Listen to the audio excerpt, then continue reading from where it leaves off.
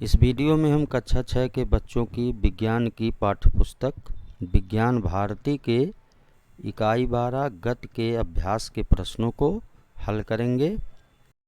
यहाँ पे अभ्यास प्रश्न दिया गया है। पहला जो प्रश्न है ये कह रहा है निम्नलिखित में सही विकल्प छांटकर अपनी अभ्यास पुस्तिका में लिखिए।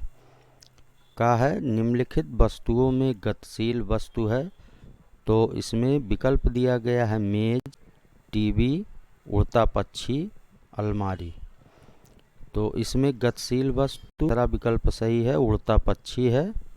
फिर खा कह रहा है किसकी गति रेखीय गति नहीं है। पहला दिया है पंखे का ब्लेड, दूसरा दिया सीधी सड़क पर दौड़ता धावक, तीसरा दिया सीधी सड़क पर चलती कार और चौथा दिया है उड़ता वायुयान।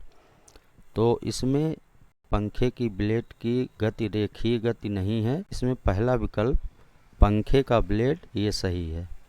फिर गा कह रहा है कि घड़ी के पेंडुलम की गति है। पहला विकल्प है सरल रेखीय गति, दूसरा है दोलन गति, तीसरा है घूर्णन गति और चौथा है वृत्तीय गति। तो घड़ी के पेंडुलम की गति ये दोलन गति कहलाता है, दूसरा विकल्प सही है। फिर घा कह रहा है चाल का एसआई पद्धति में मात्रक होता है। तो एसआई पद्धति में चाल का मात्रक ये मीटर प्रति सेकंड होता है, तीसरा विकल्प ये सही है, मीटर प्रति सेकंड। फिर प्रश्न 2 कह रहा स्तंभ का के कथनों का मिलान स्तंभ खा के कथनों से कीजिए। बाईं तरफ स्तंभ का है, दाहिनी तरफ स्तंभ खा कह रहा है। इसमें बाईं तरफ सीधी सड़क पर कार की गति, तो ये सरल रेखीय गति होती है, सा से मिलान करेंगे इसका। फिर खा कह रहा है पंखे के ब्लेड की गति, तो पंखे की ब्लेड गति वृत्तीय गति होती है, दा से करेंगे। फिर झूले की गति दोलन गति होती है, बा से करेंगे। लट्टू की गति ये घूर्णन गति होती है, इसका मिलान आ से करेंगे। प्रश्न 3 कह रहा है निम्नलिखित कथनों में सही के आगे सही तथा गलत के आगे गलत का चिन्ह लगाइए। का कह रहा है कुम्हार के चाक में घूर्णन गति होती है, ये सही है, बॉक्स में सही का निशान लगाएंगे। फिर खा कह रहा है किसी वस्तु द्वारा तय रास्ते की लंबाई विस्थापन कहलाती है, तो ये गलत है, बॉक्स में गलत का निशान लगेगा। फिर गा कह रहा है घड़ी के पेंडुलम की गति सरल रेखीय गति है, ये भी गलत है, बॉक्स में गलत का निशान लगाएंगे। फिर घा कह रहा है गतिशील वस्तु समय के साथ अपनी स्थिति बदलती ही है, बॉक्स में सही का निशान लगाएंगे। प्रश्न 4 कह रहा है कि किसी वस्तु के विराम और गतिशील अवस्था में अंतर स्पष्ट कीजिए। इसका उत्तर हो जाएगा यदि समय के साथ वस्तु की स्थिति में परिवर्तन न हो तो वस्तु विराम अवस्था में होती है, और यदि समय के साथ वस्तु की स्थिति में परिवर्तन हो तो वस्तु गतिशील अवस्था में होती है। इसके बाद प्रश्न 5 है, कह रहा है कोई कार चित्रानुसार बिंदु ए से बिंदु बी तथा सी होते हुए बिंदु डी पर 2 घंटे में पहुंचती है। कार द्वारा चली गई दूरी, विस्थापन तथा चाल ज्ञात कीजिए। तो यहाँ पे ये चित्र दिया गया है, कोई वस्तु बिंदु ए पर है, यहाँ से चलना प्रारंभ करती है, बिंदु बी पे पहुँचती है, फिर बिंदु बी से बिंदु सी पे पहुँचती है और फिर बिंदु सी से बिंदु डी पर वस्तु पहुँचती है। तो इस प्रकार वस्तु ए से बी तक 2 किलोमीटर चलती है, बी से सी तक 4 किलोमीटर चलती है और सी से डी तक 5 किलोमीटर वस्तु चलती है।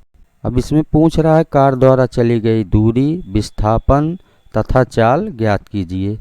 तो इसका उत्तर होगा कार द्वारा चली दूरी, तो कार द्वारा चली गई दूरी ये हो जाएगा 2 किलोमीटर धन 4 किलोमीटर और धन 5 किलोमीटर। इस प्रकार कार द्वारा कुल 11 किलोमीटर की दूरी तय की जाएगी।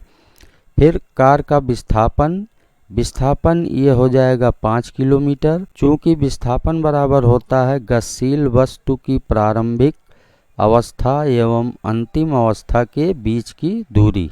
फिर चाल हो जाएगा, चाल दूरी बटा समय होता है, कुल दूरी है 11 किलोमीटर और वस्तु 2 घंटे में दूरी को तय करता है, तो चाल हो जाएगी 11/2 11 में 2 से भाग देंगे, ये आ जाएगा 5.5। इसके बाद प्रश्न 6 है, कोई कार 360 किलोमीटर की दूरी 6 घंटे में तय करती है, उसकी औसत चाल किलोमीटर प्रति घंटा तथा मीटर प्रति सेकंड में क्या होगी। तो इसका उत्तर होगा, कुल दूरी है 360 किलोमीटर और समय है 6 घंटा, तो चाल हो जाएगा दूरी बटा समय। 360 में हम 6 से भाग कर देंगे तो ये आ जाएगा 60 किलोमीटर प्रति घंटा। 1 किलोमीटर बराबर 1000 मीटर, तो 360 किलोमीटर बराबर ये हो जाएगा 360 गुणे 1000। फिर इसके बाद 1 घंटा बराबर 3600 सेकेंड, तो 6 घंटा बराबर हो जाएगा 6 गुणे 3600 सेकेंड, तो चाल हो जाएगी मीटर पर सेकेंड में 360 गुणे 1000 बटा हो जाएगा 6 गुणे 3600। अब इसको सरल कर देंगे, 2 शून्य कट जाएगा इधर, और उसके बाद फिर 6 से 360 को काट देंगे। इस प्रकार आ जाएगा 100 बटा 6। 100 में 6 से भाग करेंगे तो उत्तर आएगा 16.66 मीटर प्रति सेकंड। तो ये मीटर पर सेकंड में वस्तु की चाल हो गई। फिर इसके बाद प्रश्न 7 कह रहा है, 10 मीटर प्रति सेकंड के चाल से चलने वाली वस्तु 5 सेकंड में कितनी दूरी तय करेगी। तो चाल इसमें दिया है 10 मीटर प्रति सेकंड और समय दिया है 5 सेकंड। तो वस्तु का वेग ये 10 मीटर प्रति सेकंड है और समय दिया है 5 सेकंड। तो वेग बराबर ये होता है विस्थापित दूरी बटा समय। तो विस्थापित दूरी ये हो जाएगी वेग गुणे समय। वेग 10 है, 10 मीटर पर सेकंड है और समय 5 सेकंड है, तो ये हो जाएगा 10 पचे 50 मीटर। तो वस्तु द्वारा विस्थापित दूरी ये आ जाएगा 50 मीटर।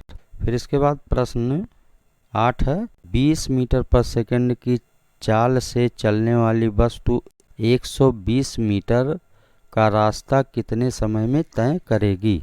तो इसका उत्तर होगा, चाल बराबर ये होता है दूरी बटा समय, तो समय बराबर हो जाएगा दूरी बटा चाल। तो कुल दूरी 120 मीटर है और चाल दिया है 20 मीटर प्रति सेकंड, तो समय आ जाएगा 120 में 20 से भाग देंगे तो ये आ जाएगा 6 सेकंड।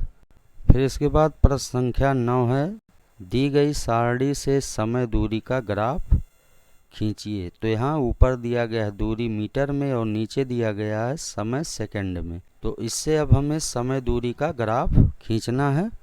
तो समय दूरी का ग्राफ खींचने के लिए हम क्षैतिज में समय को दिखाएंगे और ऊर्ध्वाधर दूरी को दिखाएंगे।